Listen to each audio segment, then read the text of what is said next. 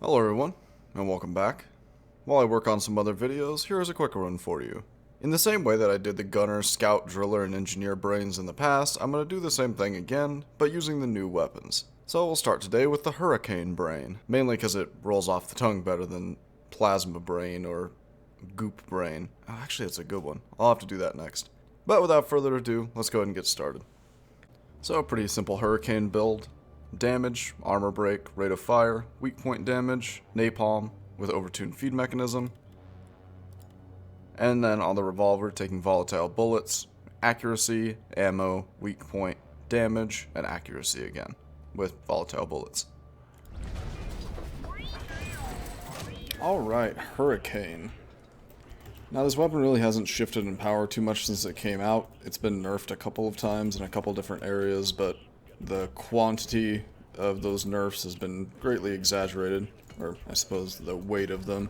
A lot of people saw that napalm round nerf and immediately cast the weapon to the side, said it was unviable and vowed never to play it again, but in reality, even when the napalm nerf was cut by half down to 25%, it was still completely viable for the build that it was being used for, which was this volatile bullet setup.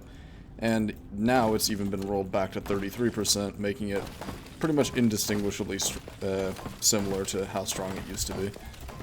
So, the nerfing of that has been greatly exaggerated. Overall, though, I think Hurricane is probably the most flexible of the new weapons in that it plays in pretty much entirely different ways based on what overclocks that you have. Jet Fuel Homebrew is absolutely incredible for single target damage. You can get away with bringing it on pretty much any mission, and bringing on Dread missions especially, it's just ridiculously powerful. That and both of the clean overclocks allow for you a super balanced playstyle, and basically don't set you back any, obviously, as that's what cleans are, but even in that degree, they don't fall short of any of the balanced or unstable overclocks. But yeah, as you can see, much like all the Reddit threads say, it's basically impossible to set anything on fire without killing them, you know? Like, I mean, it takes a whole 4 rockets, so it's basically impossible.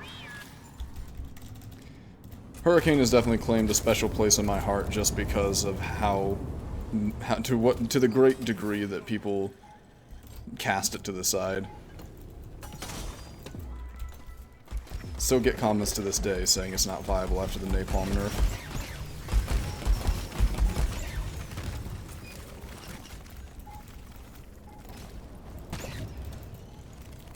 Volatile bullets, an extremely flexible revolver overclock as well.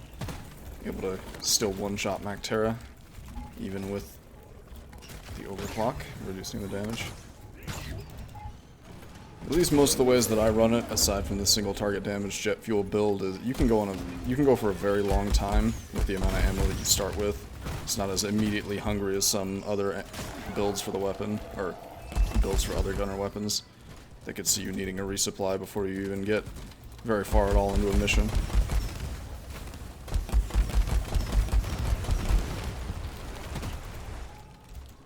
Okay.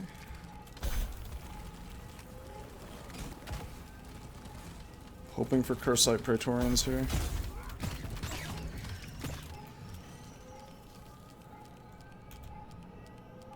Get this started before anything else develops in this mission.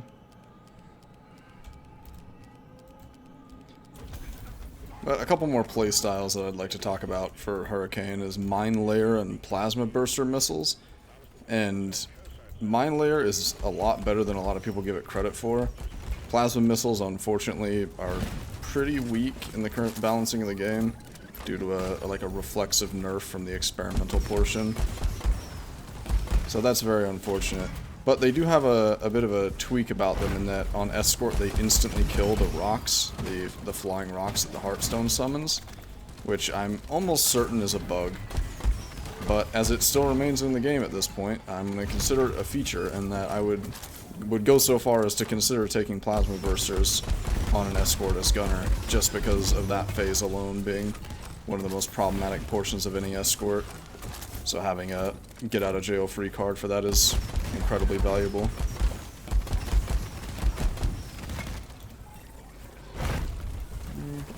I'd like to get these other Mactera over here during the end of this. There we go.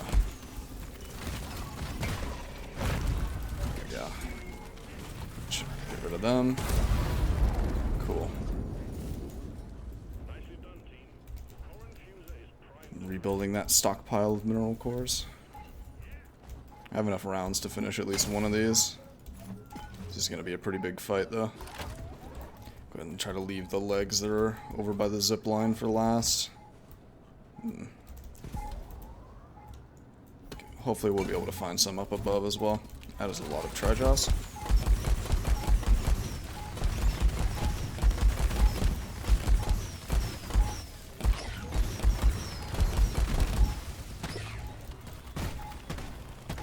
Oof.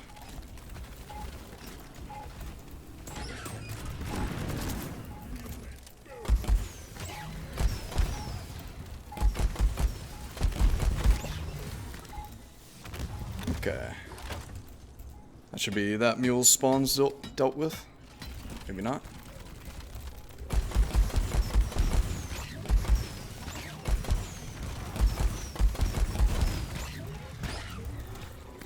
Okay. Gonna have to go head up to the pod before I drop this resupply, though.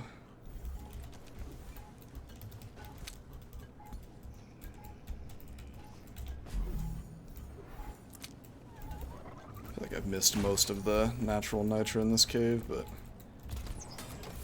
loot bugs will be enough.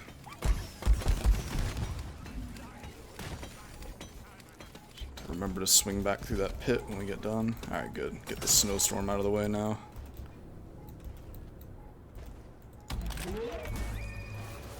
And the reason I want to have the resupply close to the uplink is because obviously we'll be able to pull off of it while we're doing it. So that saves us from having to call a second resupply after we call one in the pit, for example.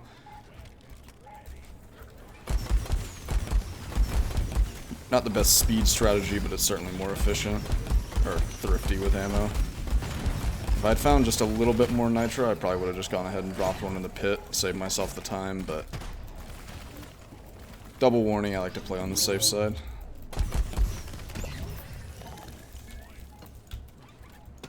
Okay, that should be our approach swarm, I believe.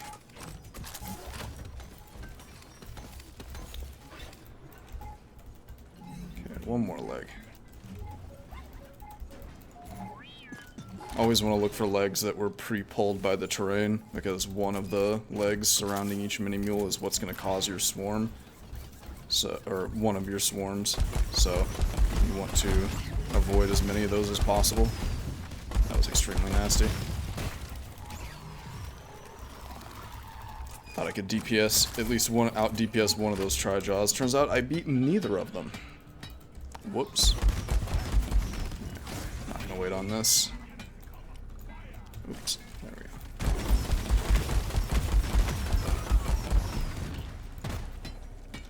Easy source of temp shock. I'm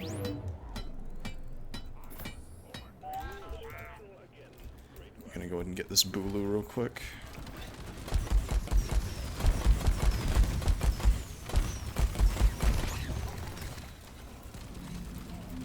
Dead.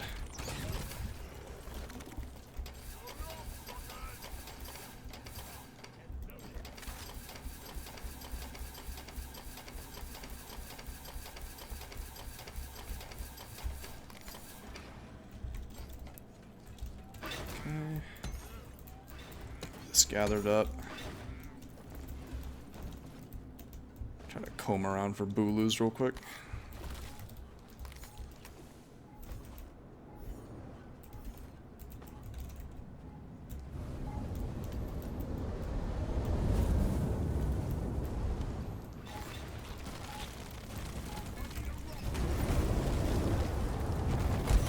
Well, it took an actual mortal age, but I managed to find them all.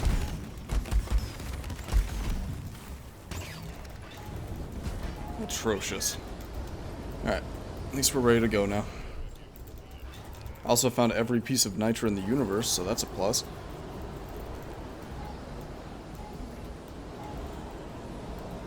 ahead and get this mule back together now, and we'll be on our way.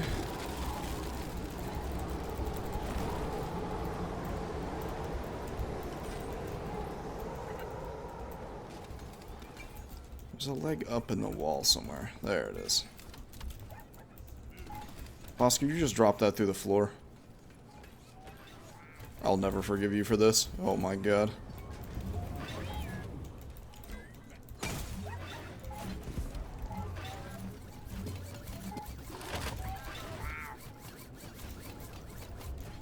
Well, that was dumb. Thankfully, all 4 legs were close. Alright, let's get the show on the road.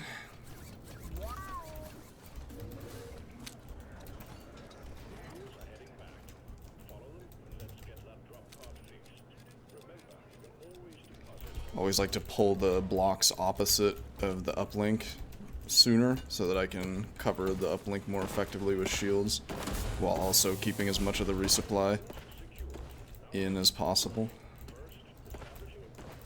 Shouldn't be moving around too much, so I really don't need to remove too much of this snow. It's going to be a high volume of Mactera, so it's going to be largely just shield plays.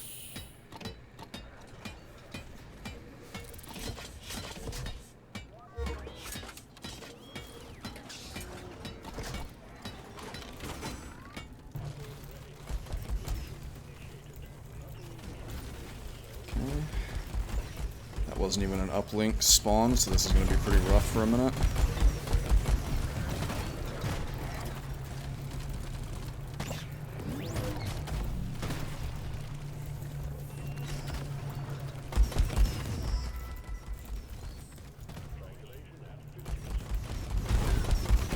This guy burning so he can't regen. Keep that guy dead so he can't shoot. Grabber's still out there, I believe, unless it burned to death. Sounds like it. Would have heard from him by now.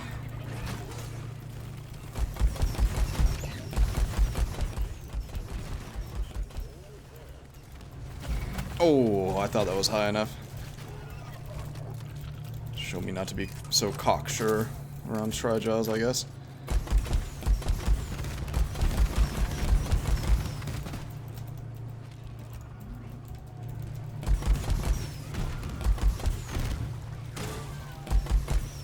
Nope. I've learned my lesson. We're not doing anything dumb with them. Alright, not too bad. We can go ahead and take the rest of this resupply now.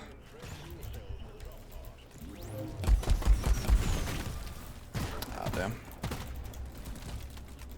Broke him.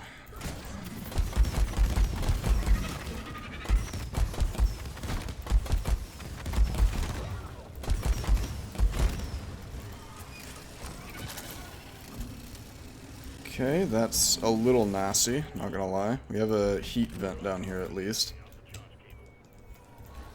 This charge cable is gonna be a pain though.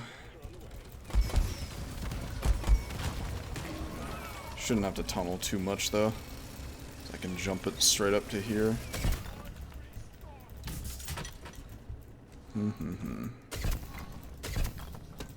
Alright, well, up we go.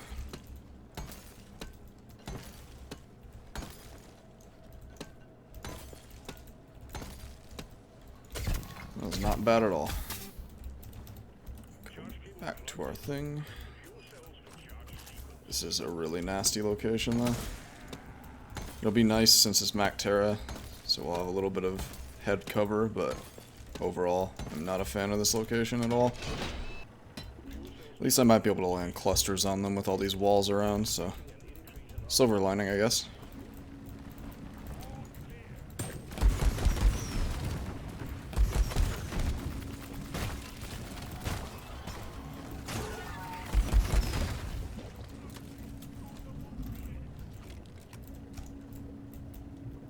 Hear the Praetorian coming. They're just gonna go for face shots. Mactera lurking around.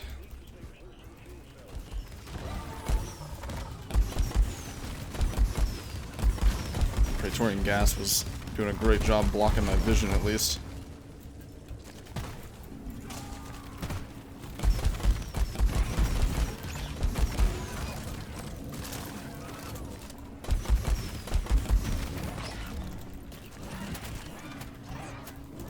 Oh boy.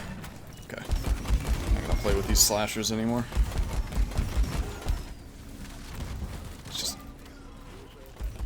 It's really hard for me to assess, like, what's worth shielding against, because I just can't see the bugs coming at me. No, thank you.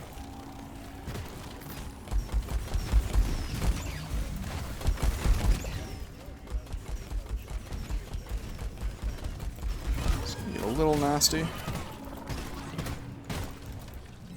Okay, we have shield now. Don't need it yet.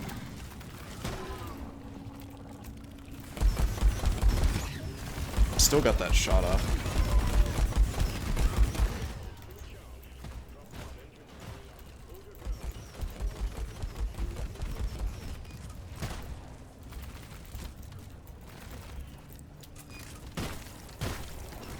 Alright.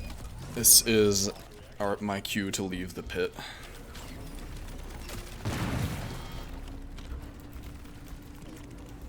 We're just gonna take the long way up to the pod, buy ourselves some time for the doors.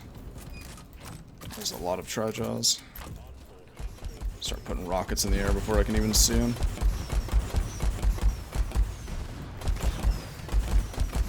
Tri-Jaws are always going to be the main target in a Mactera grouping. Like, I'd rather be hit by the normal swarm or spawn shot than the Tri-Jaw bombs.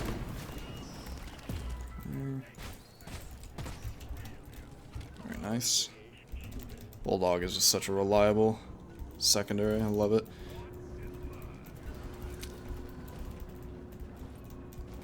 Oh hey, a Bulu cap. Oh look, the two that I needed for like 10 minutes. Grand. Take them from my collection. Distinct lack of oppressors on this mission, kind of sad. It's like the largest thing you regularly get to use volatile bullets on.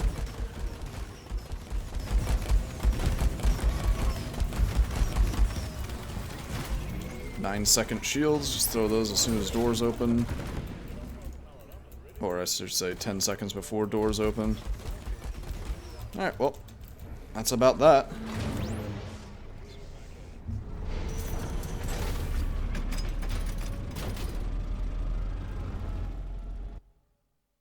And that's about all I have for you today.